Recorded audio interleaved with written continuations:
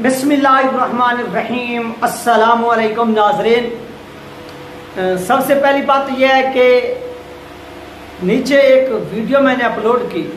जो कॉलेज के अंदर एक लड़का स्पीच कर रहा था। वो आप इससे जो सेकंड वाली वीडियो वो आप जाकर देख सकते हैं। जो आप वीडियो मैं अपलोड जो आप देख रहे हैं से पीछे वाले, और वो मेरे भाई हैं और उन्होंने कॉलेज के अंदर जाकर जिस तरह से रेलवे मिशन बयान किया है वो आप सब लोग जाएं और जाकर देखें कि रेलवे मिशन पर किस तरह से काम करना चाहिए और किस तरह से फिर उस मिशन को कॉलेजेस के अंदर, यूनिवर्सिटीज के अंदर, स्कूलों के अंदर किस तरह जो है ना इसको आगे शेयर करना चाहिए, बयान करना चाहिए, फैलाना चाहिए। हर चीज को फैलाने का, शेयर करने का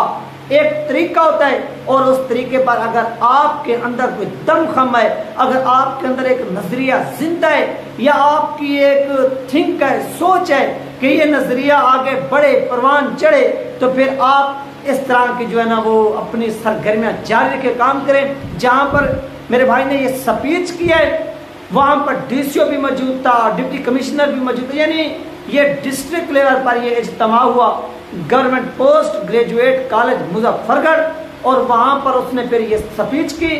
ये बगैर लिखी हुई स्पीच थी और ये वो स्पीच थी जो उसने रिजवी साहब की हुई स्पीच से अल्फाज निकाले और उधर उधर से उनको जमा किया, फिर जाकर ये स्पीच की। आप जाइए और जाकर वहां उसको तवज्जो के साथ सुनिए, फिर आपको पता चलेगा कि रिजवी साहब के मिशन को अगर आप चाहे आप जिस शोबे में काम करते हो, जहां भी काम करते हो, आप उसको आगे फैला सकते हैं, शेयर कर सकते हैं। और इस तरह मेरे भाई ने क्या किया,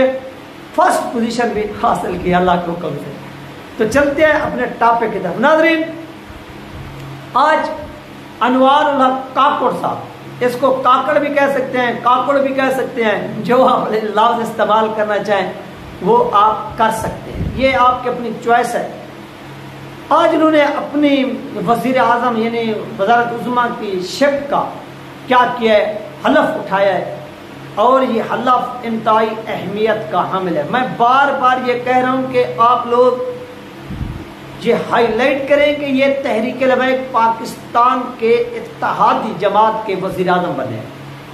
इससे नाज़रीन ये होता है कि जो लोग यकीन नहीं रखते कि तहरीक लबैक पाकिस्तान इक़्तिदार में कभी आ पाएगी, तो उन लोगों को आप दिखा सकते हैं कि यार ये देखो इन लोगों ने हमारे साथ इत्तेहाद किया, यानी ये हमारा इत्तेहादी है। अगर एक हमारा इत्तेहादी यानी ये दो उंगलियां हैं, इनका आपस में इत्तेहाद है, अगर एक बैठती है ये देखे तो दूसरी भी खुद ब खुद उसके साथ झुक जाती है, बैठ जाती है। अगर एक वहां पर इत्तेहादी जा सकता है, इक़्तिदार पर वज़ीर आज़म बन सकते हैं, तो फिर तहरीक लबैक पाकिस्तान भी इक़्तिदार पर जा सकती है और इनका मिंबर, इनका फर्द, इनका पार्टी का चेयरमैन वो भी वज़ीर आज़म बन सकता है। ये बात होगी क्लियर। दूसरा, जैसी काकड़ साहब ने ये हलफ उठाया,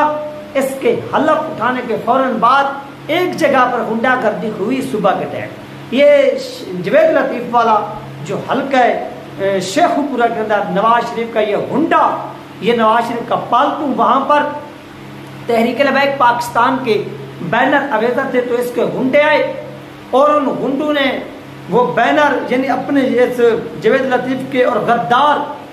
नवाज शरीफ के लुटेरे शोबाजे के फोटो जो थे उसके ऊपर लगे हुए थे, चिप्सा थे, उनको आकर वहां पर लटका दिया। यानी तहरीक लबैक पाकिस्तान का बैनर लगा हुआ था यहाँ पर, उसके ऊपर आकर अपना लगा दिया। और ये सामने से उनकी जो ये मनहूस और ये इनका जो गद्दाराना चेहरे हैं,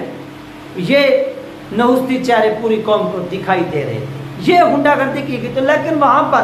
तहरीक लबैक पाकिस्तान के वो हलाली नौजवान जिनको जितनी भी सलाम पेश करना चाहिए वो कम है, वो वहां पर पहुंच गए और फिर एक नौजवान ने अपने साथी को यहाँ पर कंधों पर यानी कंधों पर सवार किया, अपने कंधे पर बिठाया और बिठाकर कहा कि अब इस गद्दार का, इस लुटेरे का, इस चोर का, इस पाकिस्तान की असास के दुश्मनों का, पाकिस्तान के नजरिए के दुश्मनों का और अंग्रेज के पालतू और लंडे के अंग्रेज, इनका बैनर उतारो और वो बैनर शो करो जो पाकिस्तान के नजरिए की तर्जमानी कर रहा है, जो पाकिस्तान की आवाम की तर्जमानी कर रहा है, जो पाकिस्तान की तर्जमानी कर रहा है। تو ناظرین پھر اس جاوید لطیف کے بینر کو اٹھا کر پھینک دیا گیا، یعنی اتار دیا گیا، اور تحریک لبیک پاکستان کے بینر کو شو کیا گیا۔ اور اس کے بعد کیا ہوا کہ ملک بھر میں تحریک لبیک پاکستان کی ریلیاں ہوئی، اور ان ریلیوں کے آگے کسی بھی مائی کے لال کے اندر دم خم نہیں ہوا، ان کی جرأت نہیں ہوئی کہ وہ آ کر تحریک لبیک پاکستان کے مارچ کے سامنے کھڑے ہوتے، رکاوٹ کھڑی کرتے۔ جس طرح سے محسن نقوی کہہ رہا تھا کہ وہ پرچم نہیں اٹھانے دیں گے، کسی بھی صورت پرچم نہیں اٹھانے دیں گے، تو وہ بھی سن لے کہ پرچم بھی اٹھایا گیا تحریک لبیک پاکستان کا بھی پرچم اٹھایا گیا، دونوں پرچموں کو گلے کے ساتھ لگایا گیا، سینے کے ساتھ لگایا گیا، پھر مارچ نکالا گیا، پھر اپنے شہداء کو، غازیوں کو، جو محسن پاکستان تھے، جو بانیان پاکستان تھے، ان کو خراج تحسین پیش کیا گیا، اور اس طرح سے ریلیاں آگے چلتی گئیں، اور علامہ سعد حسین حیدری صاحب بھی پھر میدان میں آئے۔ جب تک آپ یہ ویڈیو دیکھ رہے ہیں، یعنی یہ ویڈیو جو آپ کے سامنے آنکھوں کے گزر رہی ہے، اس ویڈیو کو آپ کیا کر سکتے ہیں، دیکھ سکتے ہیں کہ یہاں تک جو بھی سین ہو چکا ہے، یعنی صبح سے لے کر یہاں تک جو آپ دیکھ رہے ہیں،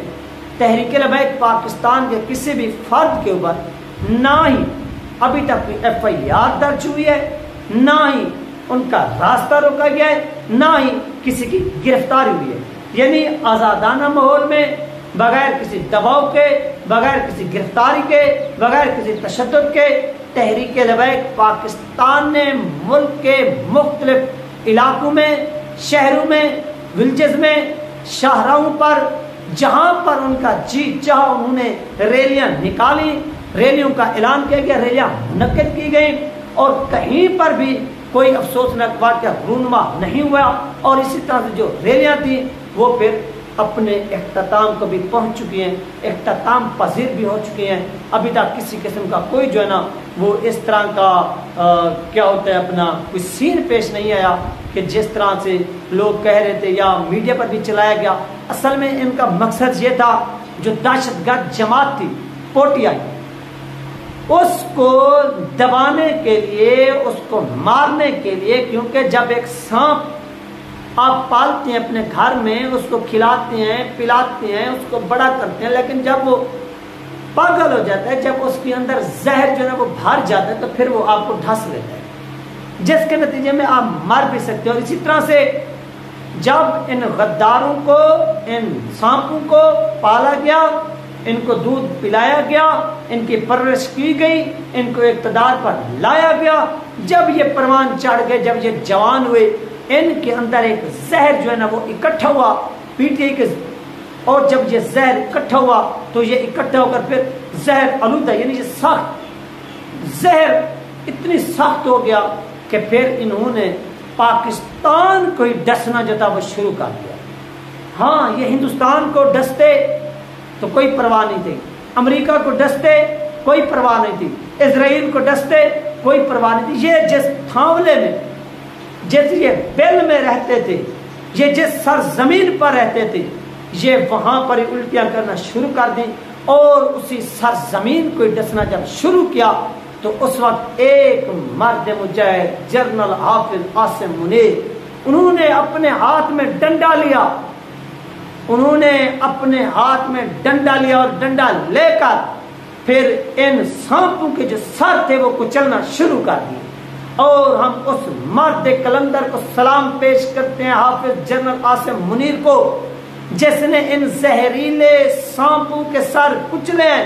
اور اب بھی کے کچھ سر بچے ہوئے ہیں۔ ہماری ان سے ریکویسٹ ہے کہ آپ یہ ڈنڈا جو ہے نا مزید تیل میں، پانی میں اس کو بھگوئیں، اور بھگا کر مزید جو ہے نا وہ ان سانپوں کے، ان زہریلے سانپوں کے سر کچلیں، تاکہ ان کی زہر جو ہے وہ اس پاک سرزمین پر نہ پھیلے۔ اگر یہ پاک سرزمین پر پھیل گئی تو اس زہریلی